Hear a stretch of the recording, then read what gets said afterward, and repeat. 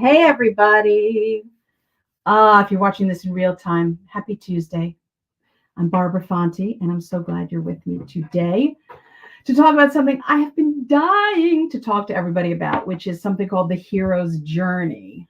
And I've been wanting to share this with people. I know some of you may be familiar with the hero's journey, but it's such a powerful framework.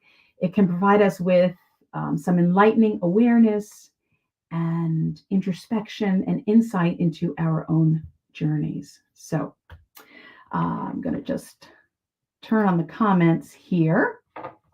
And if you're watching this in real time, thank you for being here. And thank you for those that are watching this on the replay as well.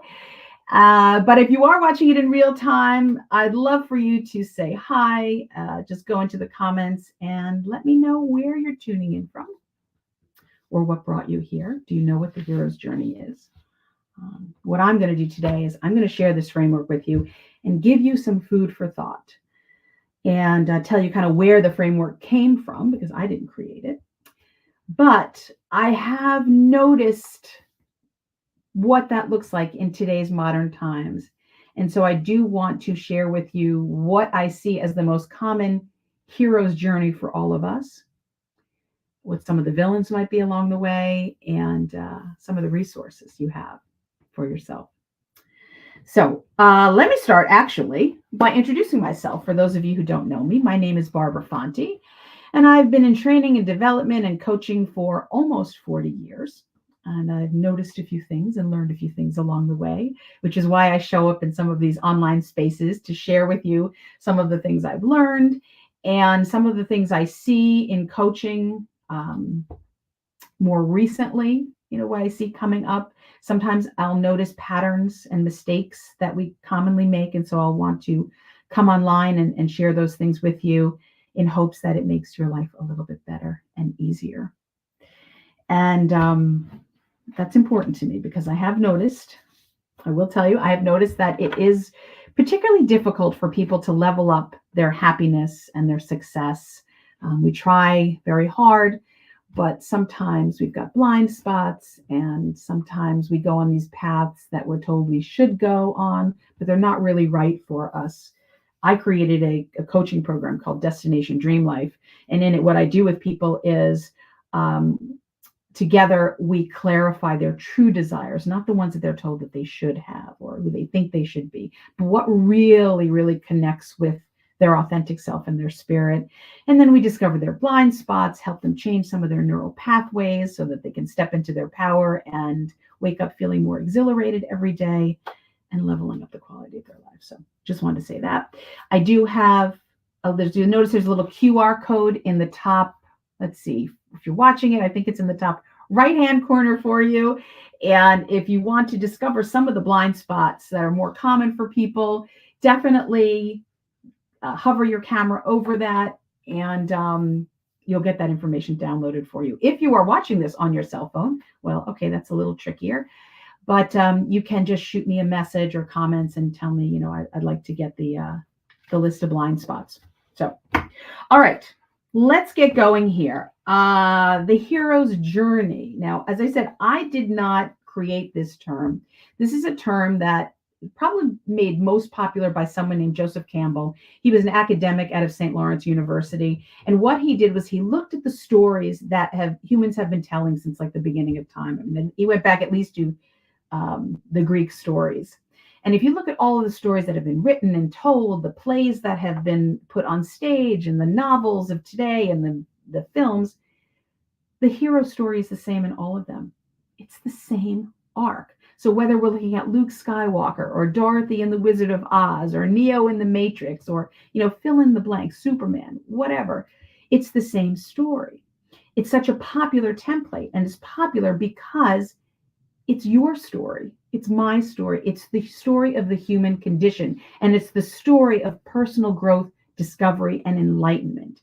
And it sort of goes like this. This is the summary of it. And then we'll talk about what that looks like today. But we have this main character, our hero, maybe an unlikely hero, living in this world that they believe is their reality. And there's some kind of call to action. They sort of have to muster up some courage and some power to go on an adventure. And often they don't want to go on that adventure. They sort of refuse that call to action in the beginning, like, no, no, no, I can't do that. I don't want to do that. But eventually they have no choice. And so they step up to the plate. And you'll notice in these stories, there's often a guide to help them. In Star Wars, it's like Yoda and Obi-Wan.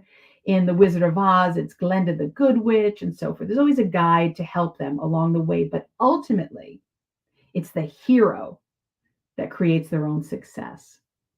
And it's a story of realizing that you have more power within you than you think you do. Right? And so it's about assembling your resources to get there. And along the way, there are some villains, there are tests, there are trials and tribulations, and not all of them work out the way the hero would like. But eventually, they get through the adventure. And the person that they become is stronger and more powerful and more confident at the end of their story. And the beautiful thing is then they get to take who they are, the 2.0 version of themselves, and bring it back to the people that they care about in their community and so forth. You know, if you look at like Neo in The Matrix, okay, by the way, I should have said this right up front. There are going to be some spoiler alerts here. So here's a spoiler alert. So Neo is, if you've seen The Matrix, you know that he has to make a choice to either live in the world that he believes is his reality or go on a path of enlightenment. He has to choose to take a pill, one or the other. And he chooses the pill of enlightenment. And ultimately, he goes from being just a hacker to being, not the king of the universe, but the savior of the universe. So, again, it's the same story. Dorothy, the Wizard of Oz. Here's Dorothy. She lives in Kansas. And she lives with family members and she's friends with people that work on the farm. But there's this nasty woman who doesn't like her dog, Toto, and wants to take him away. And Dorothy is distraught and she's feeling very victimized from it.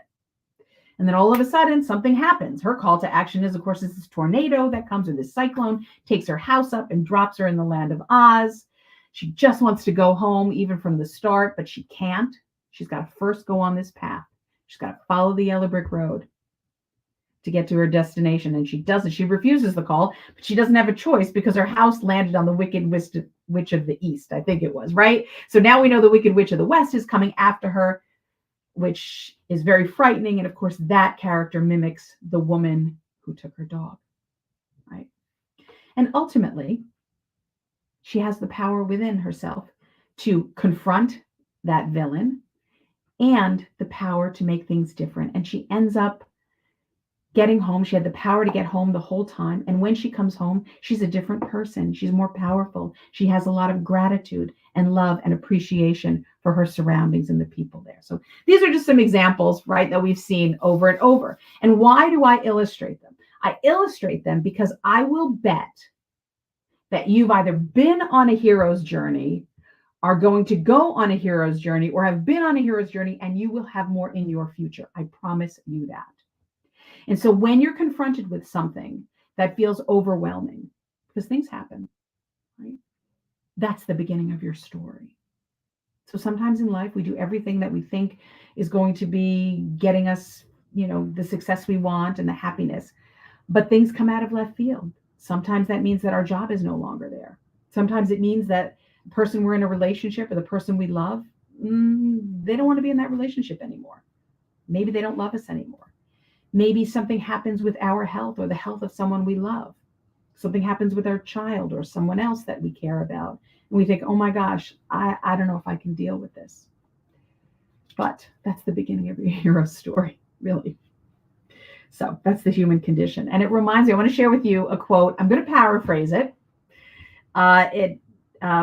It comes from Brianna Wiest, I believe. And I'm paraphrasing, of course, but you're going to get the idea. So she said, the mountain that you're climbing, one day the mountain that you're climbing right now will be behind you. It'll be so far back in the past that you'll barely remember it. But the person that you become for having climbed that mountain will stay with you forever. And that is the point of the mountain. That's the point of the mountain. So when things come out of left field and you feel like, oh my gosh, the world is turned upside down and I don't know if I can deal with this, That's the beginning of your journey. And there's a purpose for that. There is a reason. And the reason is to make you more powerful. So just wanted to add that. So if anyone here, if you've been on a hero's journey or you understand that, or it makes sense, it resonates with you, just let me know. Put the word yes in the comments for that. Okay. Let's talk about today's hero's journey for all of us. What does this mean? Well, as I said, sometimes things are going to come out of left field and we're going to have to deal with them. But sometimes we have to create that call to action. We have to disrupt our daily lives. We have to create that disruption ourselves. You might be saying, well, what does that mean? Well, there are a lot of us languishing. We are just sort of going along, managing our circumstances. And, maybe we've painted a story of our life and what it looks like and what it's going to look like. And we tell ourselves, what's possible for us or where our limitations are. Sometimes if you're visual like I am, you sort of like create this little box. Here's where my story is contained. And if I dare to dream about what's possible or what I really want or what would really connect with my desires, my wants, and my capabilities, they're outside of that. And that's not for me. I can't get there. And so what I've seen over the years is that way too many people condense. They squash their dreams and what's possible to fit their circumstances. The hero's journey is about breaking out of that and what's possible and not just settling for, I'm managing my circumstances. You can have more than that. It's within your reach. And the other thing, so we kind of have to create our disruptors sometimes, but in truth, what I find, and I'm sure that you can relate to this, is that most of us want to feel successful. And what, depending, that may look different for me, for you, for someone else, but we all have an idea of what we think success looks like. And we all want to feel that successful. We want to experience that. We want to feel that. We want to feel prosperous. We want to feel courageous. We want to feel like we're in control of our destiny. And we want to see ourselves certainly. We want to see ourselves and we want other people to see us as confident, as clever, even as attractive. But we know there are challenges and obstacles along the way. And in order to get there, requires some energy and some motivation and some courage.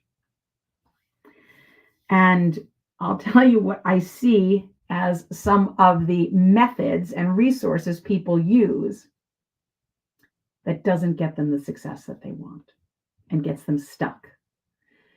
The first one, most popular, is that people rely on their own inner critic to move them from point A to point B, to drive them to what they believe success is, or to change them in a way that is more accepting for themselves, for society. And so we beat ourselves up. Right? And sometimes what we do is we compare ourselves to others. Even though we know that comparison is the thief of joy, we do it all the time, don't we? And even though we know that judging ourselves can create stress, beating ourselves up can be anxiety producing, there are far too many of us that do not want to let that go. And I'll tell you, I've coached a lot of them where it feels very vulnerable to not beat yourself up. And some of that comes from the fact that, maybe you've beaten yourself up or you've just thought negative thoughts about yourself and you've had some success. So you think that the success is coming from beating yourself up. But correlation and causation are two different things. And so they can easily be confusing for us. With the comparison, you don't hear a lot of people talking about the word shame. But I think we should be talking more about that because comparison can create a lot of internal shame, consciously or subconsciously. That's a heavy weight to hold around. We think we should be better in some way. So we beat ourselves up. And when that beating up becomes too much and sort of to quiet that down, all of us create different thinking patterns to deal with that. And I want to name a few of them and see if any of them resonate with you. The first one is achieving, being a hyperachiever, overachieving, right? We think that if we constantly achieve, that's going to make us worthy. And that's going to quiet that inner judge that we have. And it's going to be impressive to other people, so they won't judge us. They'll judge us very positively. They'll accept us. We'll be good enough. And the problem with that is it's very stressful to constantly achieve. It's like this monster that has an insatiable appetite. You constantly have to achieve, because when you reach that success and feel good, that feeling only lasts a short period of time. So you got to constantly go. And it's this feeling that you're only worthy, or your self-worth is based upon your successes. The truth is you're worthy even without your successes, but our inner judge would have us think otherwise. Other things I see very commonly, some people will lean into becoming what's called perfectionists or sticklers. Right? Things have to be perfect, right? And by the way, the underlying thought there is that if I'm perfect, like I'm not going to judge myself. I'm perfect, so I can quiet that down.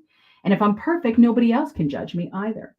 But the problem there is obvious. There is no such thing as perfection. And that creates a lot of stress trying to be perfect. And if things aren't perfect, it can wreak havoc on our well-being as well. And the third thing I'm going to mention, and there are others, and again, that QR code, if you want to know what they are, definitely scan that so you can get the download. I'm sure you're going to recognize some of these things in yourself and or other people in your area. But the third one I want to mention is people pleasing. Very, very common. People pleasing. If I please other people, they're going to like me. And if they like me, then they can't judge me, or they won't judge me because they'll be so happy with everything I did for them.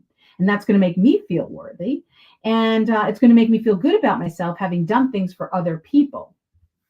The truth is, you're not doing it for them. You're doing it for yourself. And the reality there is that when you get stuck in that habit of people pleasing, you have to squash your needs in order to please others. Matter of fact, all of these things, from the inner judge to any of these patterns of thinking, you are squashing who you really are. You're depressing that down. You don't really know who you are and what your real wants, needs, and desires are. That's the truth of it. The other truth is that they create more pain than pleasure for us. And the real truth, by the way, is that you cannot reach your highest level of success and happiness in the long term by being motivated by negative emotions. In fact, you'll never find your best answers to things and the easiest path. Because when you are coming from a place of fear or judgment or shame or anger, or stress, anxiety, fill in the blank with that negative emotion, you're utilizing the least productive area of your brain. That's the neuroscience of it. And I could talk about neuroscience for days, but I won't do that to you unless you want to, in which case reach out to me. But what I want you to know is that the way that you think and what you use to motivate yourself affects how you think and how well you think and how well you show up in your life and perform, and how enlightened you are and how powerful you are. That's the hero's journey. So it's one of the reasons why when I coach people through Destination Dream Life, we work on creating a more productive inner voice so we can tap into the better part, the prefrontal cortex, and the most productive parts of the brain for bolder outcomes and bolder thinking. And you can do this too, by the way, but it requires thinking differently. It requires changing the way that you think. Now, I know people don't like change. They get uncomfortable. We don't like discomfort. Change, it's something different. It's something new. We don't like it. It seems hard. Well, it's not as hard as you think. It really just requires a few small changes on a consistent basis, right? And that'll give you better outcomes. That's your hero's journey. It's to think outside of your perceived limits. It's to consider thinking differently. So, and if you think that that's not within your reach, let me tell you something. Think again. Because as I mentioned at the beginning of this, I have been in training and development and coaching for almost 40 years. And there is one thing that I know to be true in my bones and in my core. And I've seen it over and over and over again. And those of you who know me or have seen me show up online, you've heard me say this before. I almost have to say it all the time because people forget this. And it's this: you are more powerful than you think you are. I promise you that. You have it within you to have better outcomes and to have a life that is authentic to you. And when you let go of these sabotaging thinking patterns, you make room for all of that. And you get better results in whatever you want with less effort because you no longer carry the weight of fear and judgment and shame. That's heavy duty stuff. It's a shield we carry, but when you let go of it, things are easier, they're lighter. You show up differently. That's how you become the hero in your own story. And you're more powerful than you think you are. Now, a couple last things that I want to just mention to you in thinking about the hero story and for yourself is that there comes a time in any of these stories and in our story where the hero has to confront the villain that's wreaking havoc on their life, whether it's causing pain or just causing them to languish and feel stuck. And some of those villains are within our head. So conquering them might seem tough, but it's not as tough as you think. And as I said, you have the power within you. And when you utilize that power, you level up the quality of your life in ways that you can't even imagine. And who you become from that will have a positive ripple effect on everything in your life and those around you, including your relationships, your work, and your overall well-being. So I want you to remember that. I hope you remember that you are on your journey. And maybe you even want to save this and watch it again for times where maybe you're not feeling like you have the power within you. And you might need a reminder that you do. And if you are at a point where you say, you know what, I no longer want to be driven by fear and worry and shame. I want to feel better. I want to feel more engaged in my life. If that is the case, then reach out to me. Send me a message if you're on LinkedIn. You can go in there or Instagram. And matter of fact, just put the word hero in a message. And I'll send you a few questions to give you a little bit of food for thought to see if that program is right for you. And worst case scenario, you've got some food for thought to take you on your journey. So, and if I'd love to hear where you are on your journey, so feel free to reach out with any feedback that you have, successes, trials, tribulations, or anything else. I wish you well on your journey. Remember, you are the hero of your own life and your own story. Thanks. Have a great rest of your day, everybody.